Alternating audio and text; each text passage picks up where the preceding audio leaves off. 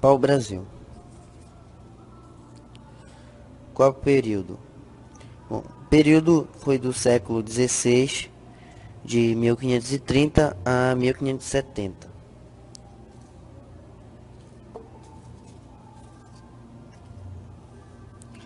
Do que se tratava? Primeiramente, era como uma forma de extrativismo vegetal, que consistia na extração da substância das árvores do pau-brasil, que tinha uma substância de cor avermelhada, que a fim de, no final de tudo isso, para atingir tecidos e ser exportado.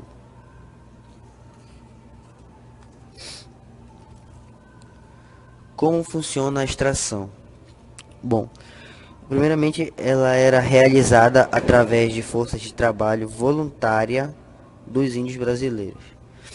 Bom, quando os portugueses chegaram na região litorânea, eles não conheciam a mata dentro da região. Eles não conheciam, era como se eles, fora daqueles que eles podiam ver adentro. Então, eles, vamos dizer que fizeram uma forma de amizade com os índios, para eles poderem conhecer melhor a mata e para os índios fazerem esse trabalho dessa extração e retirar os benefícios da árvore.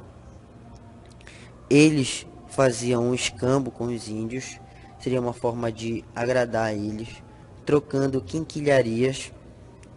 Essas quinquilharias seriam objetos como espelho, entre outros objetos que eram trazidos de Portugal. E os índios, como viam aqueles objetos pela primeira vez, se surpreendiam e acabavam trocando esses objetos com a mão de obra para eles extraíam, né, para os portugueses, o tronco das árvores.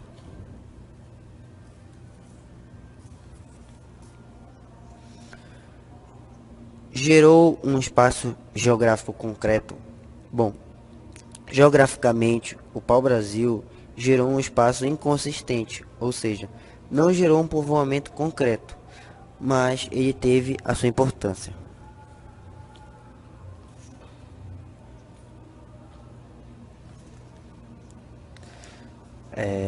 Qual o objetivo em ser exportado para a Europa? Bom, nesse caso, o pau-brasil, como ele possuía no tronco de sua árvore uma coloração, uma substância de coloração vermelha, na época, na Europa, as roupas e tecidos tinham, vamos dizer, duas colorações, que seriam preto e branca. Ou seja, não tinha outras cores de roupas. Então, no tronco da árvore do pau-brasil possuía essa substância que também era usada para atingir tecidos de roupas. E então era retirado, o tronco era retirado do solo. Depois disso ele era exportado para a Europa e lá era retirada essa substância, era usada a fim de tingir os tecidos e roupas para os europeus.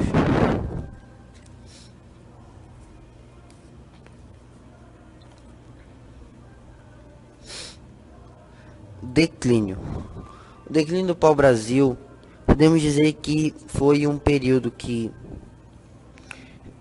muito rápido, podemos dizer assim, porque quando era retirado o tronco das árvores do pau-brasil do solo, quando eles faziam a retirada, eles não faziam o reflorestamento, ou seja, eles não cultivavam, eles apenas retiravam o tronco, mas não plantavam de novo. Então isso não tinha um retorno. Tiraria o tronco, mas não tinha como no mesmo lugar você ter um retorno da árvore para poder plantar mais e mais. Então foi acabando cada vez mais rápido e não reflorestavam as árvores. Cana-de-açúcar. Bom, o período da cana-de-açúcar foi durante o século XVI até o século XVII. Depois que o pau-brasil começou a ficar escasso, os portugueses tinham que achar outro tipo de economia que gerasse lucro. Só que eles não podiam abandonar o território, pois outros países também estavam de olho na terra que estava produzindo lucro. que eram os ingleses, espanhóis e a Inglaterra. Solo. Os portugueses tinham conhecimento da cana-de-açúcar, porém ela era muito difícil de se cultivar. Precisava de um solo tratado, uma terra específica, todo um cuidado. E a localização. Se localizava no litoral, principalmente no Nordeste. E por ser uma atividade litorânea, as áreas próximas ao litoral passaram a se desenvolver mais ainda.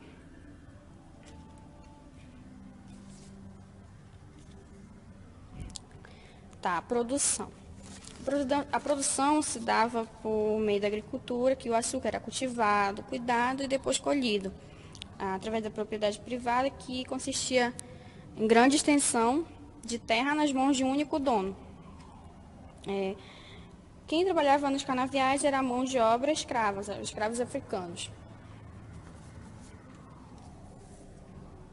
A sociedade era estratificada, ou seja, não havia uma perspectiva de ascensão social, dividida entre casa grande e senzala.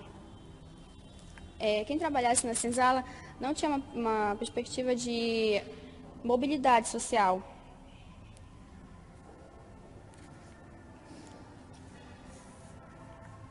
Ok, mercado externo.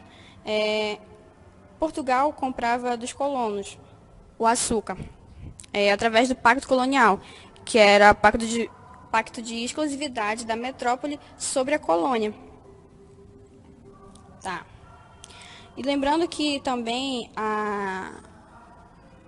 os portugueses exportavam a cana-de-açúcar para a Holanda também, e lá o açúcar seria refinado, já que na colônia eles não tinham esse aparato, essa tecnologia. O açúcar na colônia continuava cristalizado. Com isso ocorreu o declínio, porque os portugueses vendiam para a Europa por preços muito elevados. Então a América Central passou a produzir também a cana-de-açúcar e vendiam por preços menores para a Europa. Logo seria mais viável e benéfico para eles comprarem da América Central, já que também se situava mais próximo da Europa.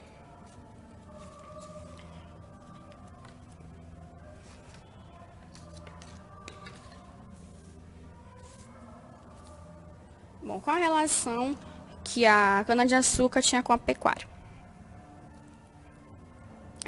Posteriormente, o gado foi introduzido na zona da mata, no litoral, para ajudar na produção açucareira.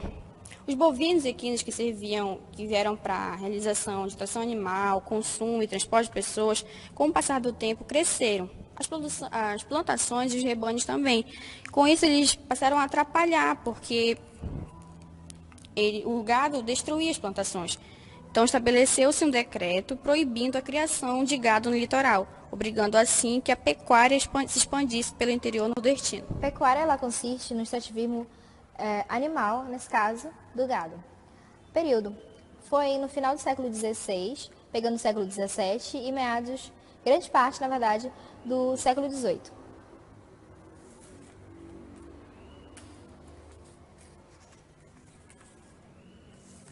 Onde ele estabeleceu? Estabelece, a princípio, no nordeste do Brasil, ficando concentrada em sub-regiões, os chamados sertões de dentro e sertões de fora. Sub-regiões, sendo então essas sub-regiões denominadas de zona açucareira, agreste e sertão. Ao falarmos de zona açucareira, lembramos, é claro, do período do açúcar. Bom, a pecuária ela não era muito importante para Portugal quanto foi a economia do açúcar.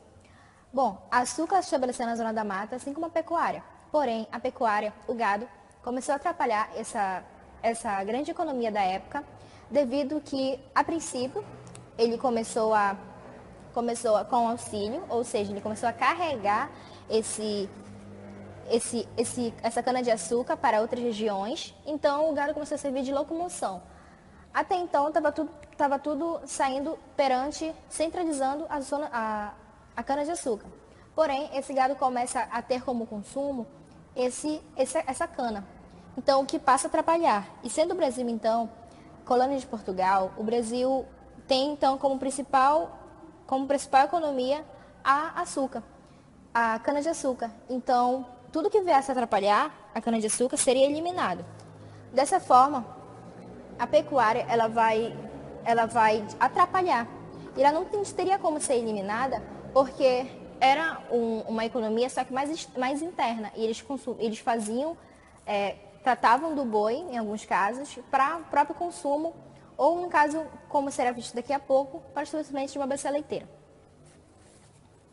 Dessa forma, o gado vai se interiorizando cada vez mais, indo para o agreste. No agreste, o gado vai, chegando ao agreste, vai sendo feita uma pecuária semi-intensiva. Intensiva consiste em uma pecuária com gado mais tratado, com gado de estabelecimento de uma bacia leiteira. Então, lembrando que nesse período, o que mais os portugueses, o que mais eles valorizavam era o açúcar. Então, eles valorizando o açúcar, tudo que viesse atrapalhar para eles não seria bom. Então, o gado indo para o agreste, ele seria cercado, como uma forma de não atrapalhar a cana-de-açúcar. Então, ele sendo cercado, ele teria mais cuidados, só que não tantos cuidados como é hoje considerada a pecuária intensiva. E então, por isso chamado semi-intensiva, porque eles tinham bastante cuidados, mas não tanto. Estabelecendo uma bacia leiteira.